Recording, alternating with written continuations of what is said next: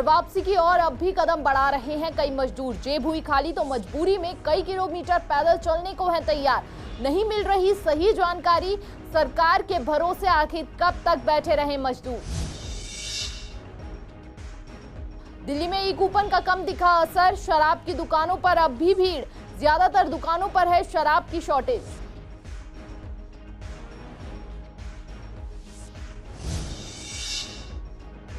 Corona से मरने वालों की तादाद पर लगातार बना हुआ है कंफ्यूजन। पूर्वी दिल्ली के नेताओं में छिड़ा घमासान, दिल्ली सरकार पर लगाया इल्जाम।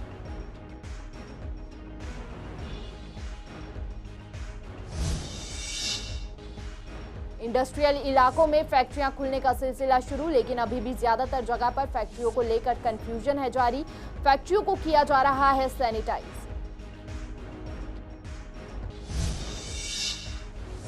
भजनपुरा में रुपयों के लेन देन में चाकू मारकर युवक की हत्या, आंखों में मिर्च पाउडर झोंका, फिर किए चाकू से ताबड़तोड़ वार। पुलिस ने आरोपी को 24 घंटे में पकड़ा। नमस्कार, आप देख रहे हैं पूर्वी दिल्ली खास। मैं हिमानी कटारिया। शुरुआत करते हैं पूर्वी दिल्ली की खास खबरों के साथ। कोरोना वायरस के प्रसार को रोकने के लिए बढ़ते जा रहे लॉकडाउन के कारण पिछले महीने सरकार ने पैदल ही अपने गांव जा रहे मजदूरों को जहां थे वहीं रोक दिया था, लेकिन रोजगार नहीं मिलने एवं आर्थिक परिस्थितियों से तंग आकर अब फिर मजदूरों का पलायन शुरू हो गया है। एक तरफ तो सरकार द्वारा मजदूरों को घर वापसी भेजा जा रहा है, वहीं अब भी ऐसे कई मजदूर हैं जो जाने की आस लगाए बैठे हैं, क्योंकि अब तक उन्हें कोई जानकारी प्राप्त नहीं हो पा रही है, जिसके कारण कई मजदूरों के पांव एक बार फिर अपने गांव की ओर बढ़ पड़े हैं। ऐसे ही कुछ मजदूर हमें दिलशाद गार्डन पर मिले, जिन्हें पुलिस द्वारा दिल्ली यूपी बॉर्डर क्रॉस करने नहीं दिया गया। ऐसे में कोरोना की सबसे ज्यादा मार मजदूरों पर पड़ रही है। वहीं मजदूरों को रोककर प्रशासन द्वारा शेल्टर होम भेजा जा रहा है। ऐसे पैदल जा रहे हैं, पैदल जाएंगे, बिहार जाएंगे और कहाँ जाएगा। पैदल सदर से आए हैं, दिल्ली सदर से। हाँ, यहाँ पर साहेब रोक लिया। अब देखो, बोला बस से भेजेंगे। दिक्कत यही है जो अब 1.5-2 महीने से बैठे हैं। एक कमाने वाला खाने वाला 5 परिवार है। किसी तरह से वहाँ पर आप बैठे बैठे मैं भी आशा टेब लिए अब खुलेगा, खुला भी नहीं। जो भी पैसे पकौड़ी रहता है वो भी सब खा जाते, पका जाते। मैं जहीं के तहीं पर रह जाता, भूखा मरता। दिक्कत यही है कि 1.5-2 महीने हो गया है और हम लोग आगे का राह देख रहे हैं कि अब खुलेगा। खुलने का कोई उम्मीद नहीं है, तो मैं चल दिया निकल के। जो भी होगा आगे जाकर बस घोड़ा जो भी मिलेगा, कोई सहारा सेठ लोग होंगे ऊपर वाले कृपा से तो निकाल देंगे। मैं हापुड़ से आ रहा हूँ और मुझे जाना है द्वारिका सेक्टर 17। वहाँ घर है, मम्मी पापा वहीं पे ही है और मुझे वहाँ जाना है। और मेरा मोबाइल भी ख़राब हो गया और मुझे यहाँ पुलिस वाले ने रोक रखा है। और ये कैब करके देते तो मैं घर पे पहुँच जाऊँ, वो भी नहीं करके देंगे। अब ये कहाँ ले जाएंगे, क्या करेंगे, मुझे कुछ समझ में नहीं आ रहा है। तो इसलिए यहाँ तक कैसे आए?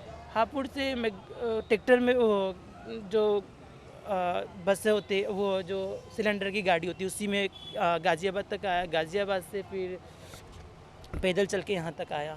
मैं होटल में जॉब करता हूँ। मैं एज ए होटल में हाउसकीपिंग सुपरवाइज़र हूँ। होटल भी बंद हो गया, सैलरी भी नहीं मिला है। जाना है इलाहाबाद।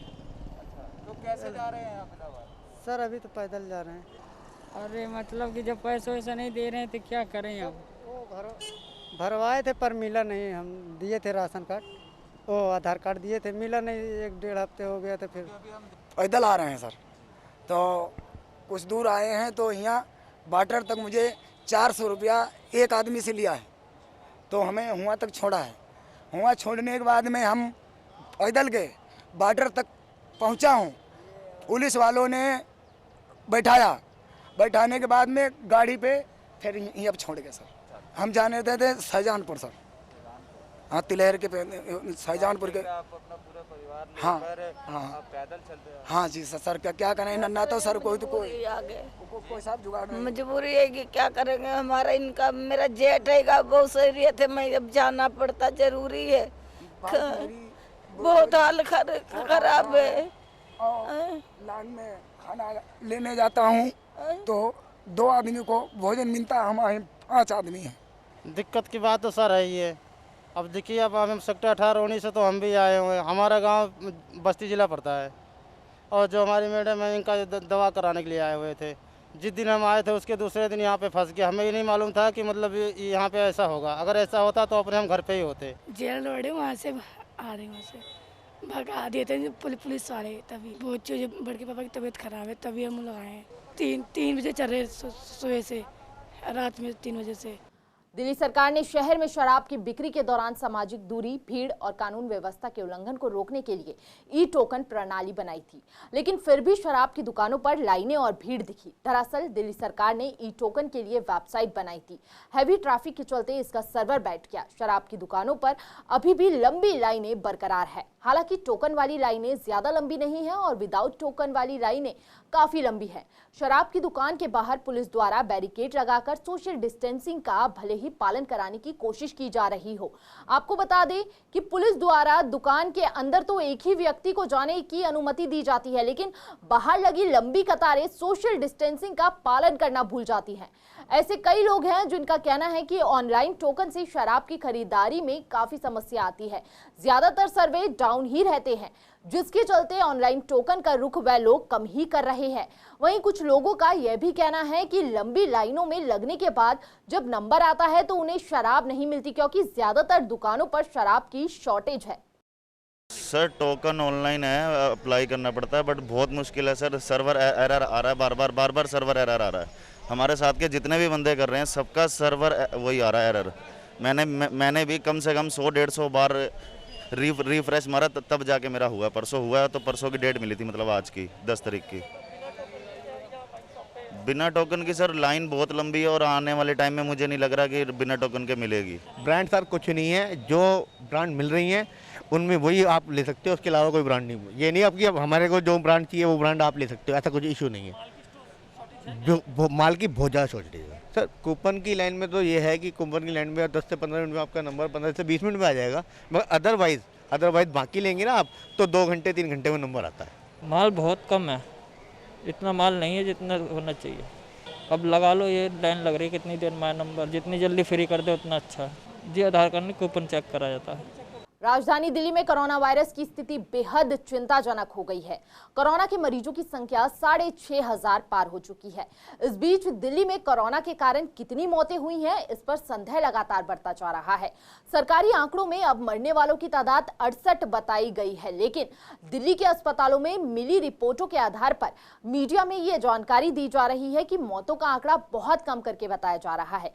इसी विषय पर पूर्वी दिल्ली के नेताओं ने अपनी राय रखी है। और केंद्र सरकार के स्वास्थ्य मंत्री और दिल्ली सरकार के स्वास्थ्य मंत्री खाली प्रतिशत दर देख रहे हैं। आज देश के अंदर 60,000 से ज़्यादा मरीज हो चुके हैं। दिल्ली के अंदर 6,500 से के करीब मरीज हो गए हैं। तो मैं ये कहना चाहता हूँ, जब ये बीमारी कम्युनिटी में फैल चुकी है तो इसे क्यों नहीं डिक्लेयर करते कि कम्युनिटी में फैल चुकी बीमारी? कब करेंगे? हम तीसरे चरण में एंटर हो चुके हैं। ये दोनों ही सरकारें झूठ बोल रही हैं। केंद्र सरकार भी झूठ बोल रही है, स्वास्थ्य मंत्रालय, और जो दिल्ली सरकार के स्वास्थ्य मंत्री वो भी झूठ बोल रहे हैं। और ये बिल्कुल सच बात है। ये मौतों का आंकड़ा भी छुपा रहे हैं और जो मरीजों की संख्या है उसको भी छुपा रहे हैं, क्योंकि टेस्टिंग ही नहीं कर रहे। अगर टेस्टिंग करेंगे प्रॉपर तब मरीजों की संख्या सामने आएगी। इनके टेस्टिंग नहीं कर रहे, नंबर 1। नंबर 2, ये जो मरीजों की देखभाल हो रही है आइसोलेशन सेंटर पे, ये प्रॉपर तरीके से नहीं हो रही। जो खाना स्कूलों में बांटा जा रहा है वो भी ढंग से नहीं बांटा जा रहा है। अगर ये खाना ढंग से बांटते तो सब कुछ ठीक करते तो ये मजदूर, प्रवासी मजदूर इस प्रकार से सड़कों पर ना मरते, ये अपने घर आराम से जा सकते थे। दिल्ली में आते आते मोदी की जो छत्र छाया है उसका प्रभाव कम इसलिए होने लगता है कि केजरीवाल सरकार उन नीतियों का 100% पालन नहीं कर पा रही है। केजरीवाल सरकार लालच में पड़ के शराब के ठेके खोल रही है। अस्पतालों में पर्याप्त जगह होते हुए भी मरीजों को अपने घर में ही रहने की सलाह दे रही है। शायद ये मौत के और मरीजों के आंकड़े छुपाने की बाजीगरी शुरू हुई है। केजरीवाल जी, दिल्ली की जनता के साथ छलावा मत करो, इसके लिए आपको वोट नहीं दिया गया था। जो भी इल्ज़ाम लगाया जा रहा है गलत है, इसका मैं खंडन करता हूँ। सभी सरकारी हॉस्पिटल में सरकारी लोग कार्य कर रहे हैं, ऑनलाइन सब डिटेल जा रही है, सारी डेली डिटेल जाती है। तो ये छुपाने को मेरे को बताइए, छुपाने से क्या मिलेगा? छुपाने का क्या अर्थ क्या होता है, मेरे को समझ नहीं आ रही। क्यों छुपाएंगे? वो सरकारी मशीनरी काम कर रही है, सभी डॉक्टरों से उनका संपर्क हो रहा है। वो लोग आपका मीडिया कर्मी सब जा रहे हैं, वो भी डाटा ले रहे हैं। तो मैं नहीं समझता इसमें कोई ऐसी कोई गलत बात है, कोई गलत इल्ज़ाम लगा रहे हैं। जहाँ पर कांग्रेस शासित देश स्टेट हैं वहाँ भी तो इनको शर्म आनी चाहिए। ये भी छुपा रहे हैं वहाँ पर डाटा। इसका मतलब ये है कि अपनी छवि बताने के लिए लोगों की जान जा रही है, छवि की पड़ी हुई है। इंडस्ट्रियल इलाकों में फैक्ट्रियां खुलने का सिलसिला शुरू हो गया है, लेकिन अभी भी ज्यादातर जगह पर फैक्ट्रियों को लेकर कंफ्यूजन बना हुआ था। हालांकि बीते शुक्रवार को दिल्ली सरकार की ओर से एक आदेश जारी किया गया है कि केंद्रीय गृह मंत्रालय की गाइडलाइंस के मुताबिक जो एक्टिविटीज चलाई जा सकती हैं उनको चलने दिया जाए। दिल्ली सरकार ने भी 3 मई को इस बारे में डिटेल आदेश जारी किया था, जिसमें इंडस्ट्रियल एरिया में एक्सेस कंट्रोल के साथ फैक्ट्रियां शुरू करने की इजाजत दी गई थी। दिल्ली सरकार ने एक बार फिर स्पष्ट किया है कि जो गाइडलाइंस तैयार की गई हैं उनके मुताबिक एक्टिविटीज शुरू की जा सकती हैं। सभी डीएम और पुलिस को भी निर्देश दिए गए हैं। वहीं हमारी टीम ने झिलमिल इंडस्ट्रियल एरिया का जायजा लिया तो वहां के व्यापारियों का कहना है कि फैक्ट्रियां तो खोल दी गई हैं, लेकिन कुछ जगहों पर अभी केवल साफ सफाई और सैनिटाइजेशन का काम किया जा रहा है। वो लड़के गांव चले गए हैं, अभी जो थोड़े बहुत है, अगर काम चालू ना हुआ तो वो भी भागने के चक्कर में लगे हुए हैं सर। नहीं, अभी चालू नहीं हुई। अभी तो कन्फ्यूजन बहुत ज़्यादा है, किसी को एग्जैक्ट पता ही नहीं है। मैं सैनिटाइज़ कर रहे हैं, सबको मास्क दे रहे हैं और सबको सैनिटाइज़र की शीशी जो होती है वो दे रहे हैं। सबको साफ़ सफाई का सबको बोल रहे हैं कि आप अपने एरिया में जितना आप काम कर रहे हो आप साफ़ सफाई रखो। हम खुद भी अपनी हेल्प कर रहे हैं अपने स्टाफ की, वर्कर के साथ। सही से रोज़ ही करते हैं हम, एक दिन में 3 बार करते हैं, 4 बार करते हैं हम। जैसे अब हम लगे हैं, सुबह भी करा था हमने, आफ्टरनून में भी करा था। अभी चालू नहीं है तो थोड़ा वैसे ही काम है अपना, थोड़ा जो भी है साफ़ सफाई कराना, लोगों से मशीन ठीक करवाना, मतलब वैसे साफ़ सफाई में ही कराना है। और लेबर भी हम ऐसे ही लगा रहे हैं, खुद भी लग रहे हैं हम। उत्तर पूर्वी दिल्ली के भजनपुरा इलाके में शुक्रवार रात एक दंपति ने रुपयों के लेन देन में चाकू वार कर एक युवक की हत्या कर दी। मृतक की शिनाख्त शमीम रिहान के नाम पर हुई है। वारदात को अंजाम देने से पहले दंपति ने रिहान की आंखों में मिर्च पाउडर डाला था। जिला पुलिस उपायुक्त वेद प्रकाश सूर्या ने बताया कि हत्या का मामला दर्ज कर आरोपी दंपति शमशाद और उसकी पत्नी गुलशन को गिरफ्तार कर लिया गया है। पुलिस के मुताबिक मूल रूप से यूपी के संभल के चंदौसी निवासी शमीम रिहान परिवार के साथ भजनपुरा के नूर-ए-इलाही की गली नंबर 11 में रहते थे। कल हमें 8:30 बजे के लगभग शाम को एक पीसीआर कॉल मिली थी, जिसमें लड़ाई झगड़े का हमें कॉल मिली। इस कॉल पे जैसे ही वहाँ आईओ मौके पे पहुँचा तो वहाँ एक शमीम नाम का व्यक्ति था, जिसे 3-4 चाकुओं से उसको इंजरीज़ थी और इमीडिएटली ही was taken to the hospital. वहाँ पर जब उसको लेके गए हैं उसका इलाज हुआ है, पर दौरान इलाज उसकी डेथ हुई है। इसमें आगे तफ्तीश में हमें पता चला कि शमीम जो है शमशाद के यहाँ काम करता था और शमशाद और शमीम के बीच में पैसे के लेन देन को लेके काफ़ी समय से झगड़ा चल रहा था। कल शमशाद अपनी वाइफ के साथ उसके घर गया और वहाँ पर फिर पैसे के लेन देन को लेके इनके बीच में झगड़ा हुआ। इसमें शमशाद ने वहाँ उस शमीम के घर में रखे चाकू से ही उसको चोट पहुँचाई, जिससे बाद में शमीम की डेथ हो गई। इसमें हमने मामला रजिस्टर कर लिया है और दोनों ही लोगों को, शमशाद और उसकी वाइफ, इनको हमने अरेस्ट कर लिया है। आज कोरोना संकट से पूरा विश्व परेशान हो रहा है। डॉक्टर से लेकर अनुसंधान विशेषज्ञ भी इससे पार पाने का सटीक रास्ता अब तक नहीं ढूंढ सके, लेकिन इससे बचने का एक साधन डॉक्टरों एवं वैज्ञानिकों ने खोज निकाला है कि जितनी सफाई रखी जाएगी उतना कोरोना से बचाव संभव है। प्रशासन द्वारा तो इलाकों को सैनिटाइज किया जा ही रहा है। इसके अलावा गीता कॉलोनी के विजय कुमार गेलौत्रा महानता का उदाहरण दे रहे हैं। पिछले कई दिनों से वह पूरे इलाके को सैनिटाइज करवा रहे हैं। इलाके के साथ घरों के बाहर खड़े वाहनों और घरों के अंदर भी सैनिटाइजेशन का कार्य किया जा रहा है। आपको बता दें, इस संकट की घड़ी में उन्होंने अपने सेविंग के पैसों से सैनिटाइज की मशीन और केमिकल खरीद लोगों की सहायता के लिए आगे आए हैं। आपको बता दें कि जिन गलियों में ये सैनिटाइजेशन की मशीन नहीं जा पा रही है, उस गली में वो हैंड सैनिटाइजेशन द्वारा घरों को और इलाके को सैनिटाइज कर रहे हैं। 42 दिन से हम ना जो अपनी दिल्ली प्रदेश कांग्रेस कमेटी की ओर से जो मशीनें मिली हैं या जो भी हम कर रहे हैं, Geeta colony block Congress committee अपना पूरा 42 दिन से कर रही है। जो मेरे साथी बड़े सारे लोग हैं, ये सारी टीम हमारी 42 दिन से घर घर जाके कर रही है। तो आज हमें ये एक बड़ी मशीन जो कि सोनालिका ट्रैक्टर कंपनी उन्हें प्रोवाइड किया, दिल्ली प्रदेश कांग्रेस कमेटी की ओर से आई है। तो पूरी गीता कॉलोनी, किशन नगर, पूरा विधानसभा करेंगे हम, डे बाई डे करेंगे। और मैं आपको बता देना चाहता हूँ कि सैनिटाइजेशन का जो काम था, कांग्रेस इस वक्त सड़कों पर है, केवल और केवल लोगों के घरों को जाके सैनिटाइज कर रही है, बड़े अच्छे ढंग से कर रहे हैं। तो इसमें इसका प्रभाव भी है, लोग इस बात को मानते भी हैं कि सैनिटाइजेशन के जो सिपाही हैं वो कांग्रेस के ही लोग हैं। वो कर रहे हैं, सरकारें जो कर रही हैं वो कर रही हैं। पूरी दिल्ली के अंदर हमने इसका अभियान चलाया हुआ है। ये मशीन हमारे पास रहती है, इनके सोनालिका ट्रैक्टर के कर्मचारी भी हमारे साथ पूरा सहयोग कर रहे हैं, इसलिए हमारा इसका पूरी दिल्ली का अभियान है।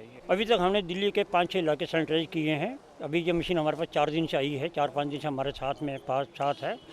तो हमारा लक्ष्य तो यही है कि जितना ज़्यादा हम कर सकें, इस दिल्ली को पूरी दिल्ली को सैनिटाइज करने की पूरी कोशिश कर रहे हैं। सहयोग चाहे कोई भी करे, कोई भी पार्टी करे, कोई भी इंसान करे, सहयोग चाहिए इस महामारी से बचने के लिए। पूरा आगे तक कब्रों में, रसोई में, लैट्रिन, बाथरूम में, हर जगह जाके हम पूरा सैनिटाइज करते हैं, ताकि जो लोगों के अंदर विश्वास बढ़ सके कि हम लड़ाई से हम जीत पाएंगे।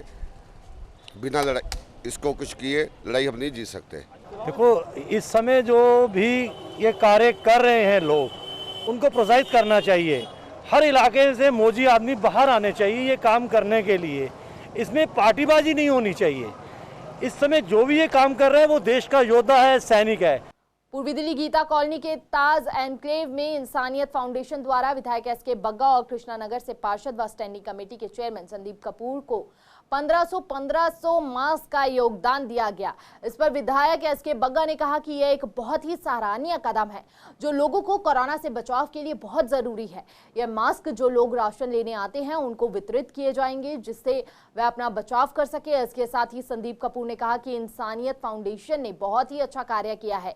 ये जरूरतमंदों को वितरित किया जाएगा, जिससे वह कोरोना वायरस से बचे रहे और सावधानियां करते हुए इस रूल का जो नियम बने हैं कोरोना को लेकर उसका पालन कर सके।